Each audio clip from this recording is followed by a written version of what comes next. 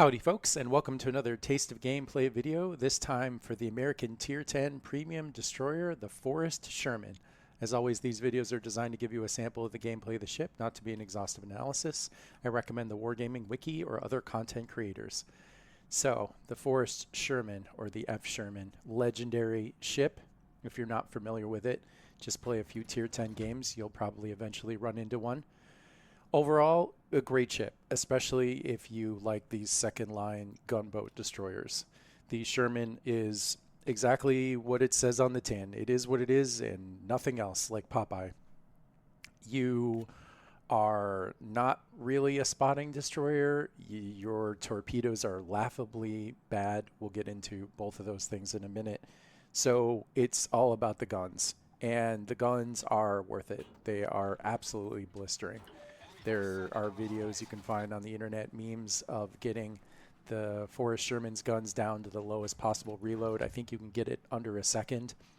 And it really does feel like just standing with a machine gun and mowing down enemies. And that part of it is really quite fun. I can see why people would want to play the Forrest Sherman. The problem I have with second line gun destroyers is you are really not master of your own destiny. You need someone else, a destroyer or a carrier, to spot for you. And this is going to be a perfect game, and we're going to do quite well because we have this gearing, and this gearing is the hero of this story. I am definitely not the hero of the story. He is going to put himself in harm's way. He's going to do a pretty good job. He won't get a ton of damage in, but he's just going to spot. I'm useless when he's not spotting. You see, like, he stopped spotting because he is getting shot at by 6 different people, and now there's just nothing for me to do. I might actually edit out this part of the video because I quite literally can't shoot at anything for a while. And I took range mod. I don't necessarily recommend taking range mod, but I was a little worried for the video that it would be boring if I couldn't find people to shoot at. The arcs are not bad, though. The arcs are pretty good on the Forrest Sherman, even out to 15 kilometers, which is the max now, 15.1. It does have a hydro, which is great. I think any of these destroyers where you're planning on sitting in your smoke, you almost have to have hydro, or you're just asking for trouble. Because, of course, smoke screens are torpedo magnets.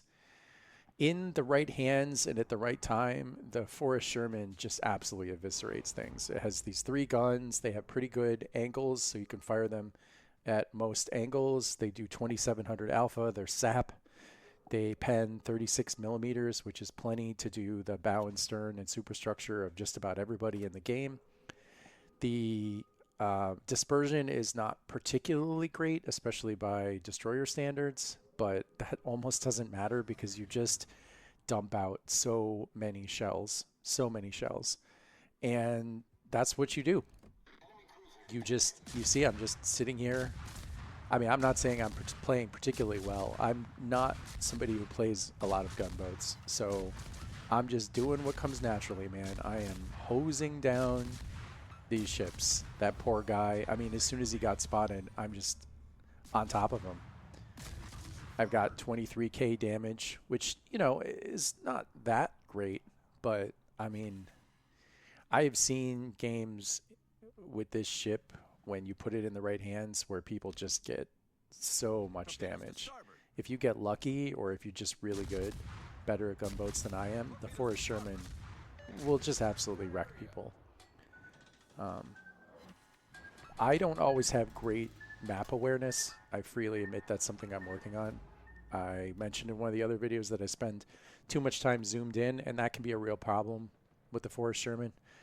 It's really easy to get caught out, to just find a really great situation to do a lot of damage and then forget that you can also take a lot of damage quickly.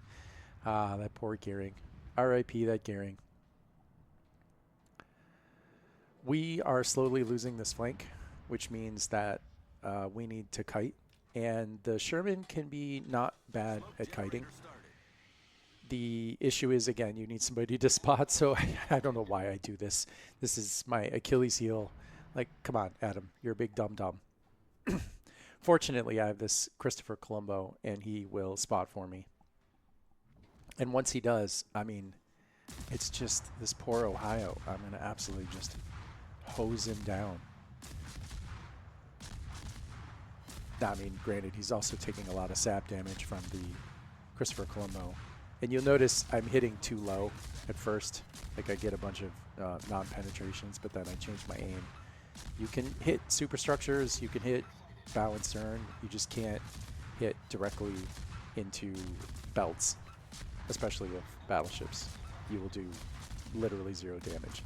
I have a different video up. I think it's for the Curtatone talking about sap and how sap works, but the short version is it's feast or famine. You either do full damage or you do no damage.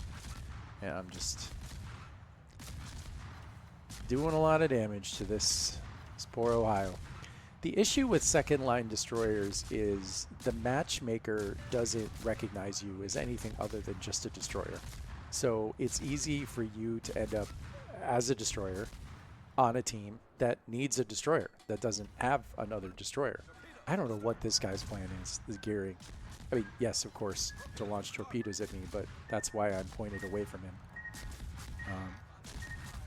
The smoke fire penalty, I actually don't know what it is on the Sherman, but let's see how close it is. So it looks like it's about 3.1. But, I mean, these sap shells, they just do so much damage to destroyers. Yeah, this was not a good plan. Do not charge a Forrest Sherman in a destroyer.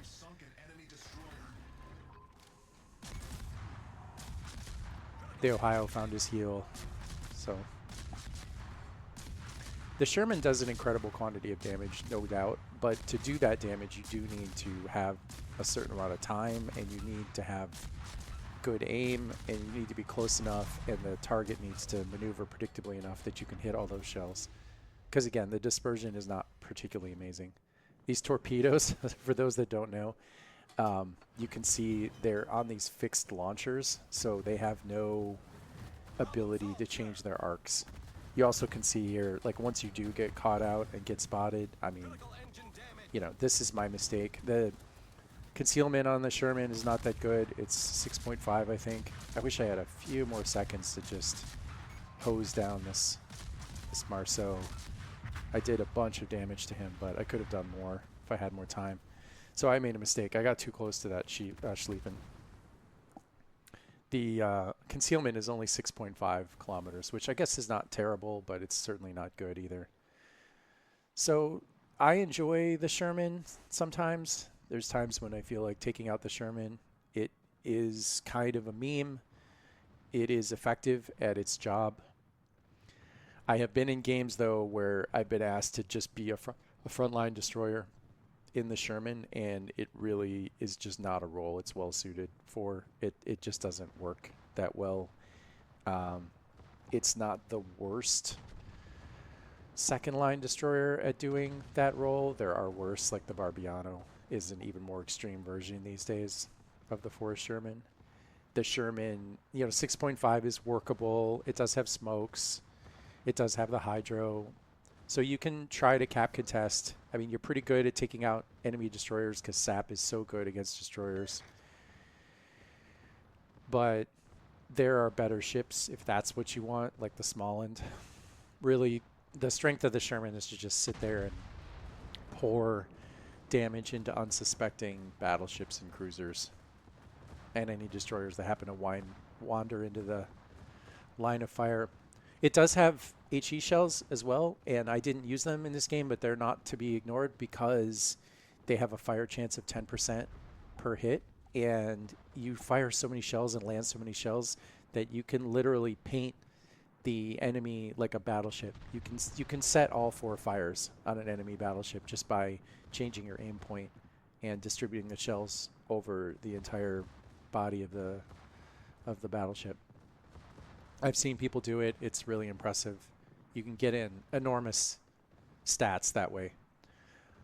But again, is the Forrest Sherman a great destroyer in all settings? I would say not really. I don't think it's particularly great for randoms because, like I said, it depends so heavily on the other people around you. I think it's really great if you want to put together like a meme division.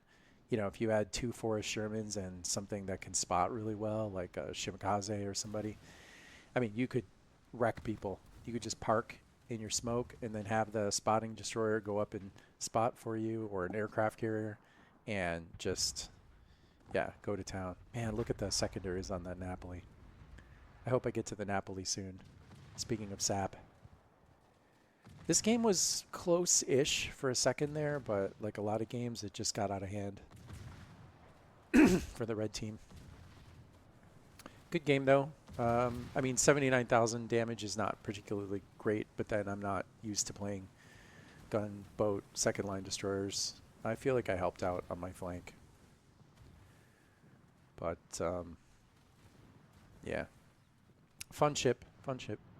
Definitely, again, one of the things I really like about premiums in World of Warships is when they provide you with a unique playstyle, and definitely the Forrest Sherman is that. These days there are a couple other ships like the Barbiano that kind of work similarly, but when the Sherman came out, it was absolutely unique. I mean, it was, if you wanted that style of gameplay, then you just bought a Sherman, because there was no other ship like it. There were so many YouTube videos and memes about the Sherman. It just machine guns people. Our victory is in sight. This Hawaii. Guess he's trying to pad his stats. This game is over, friend. Really, again, the star of the show was the gearing, for giving me the time and the space to get those 2 kills and get that damage in.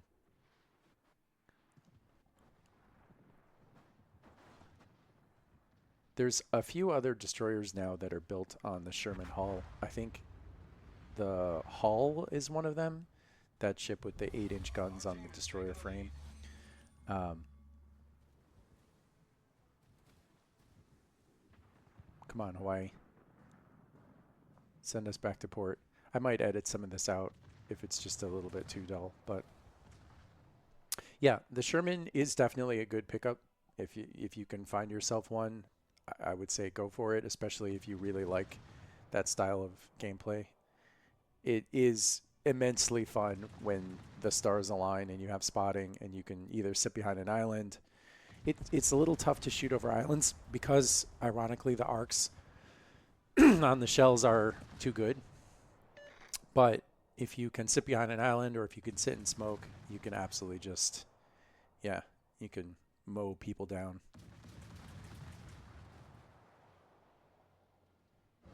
Hawaii is so good. We'll get to Hawaii at some point. It can take so much damage. Given what it can dish out in return, it's incredible that the hull is so strong. You see, he's just absolutely mangling our poor DD. But it won't do him any good. Anyway, that's it. That's it for the Forrest Sherman. Great ship, fun to machine gun people. I will see you in the next one.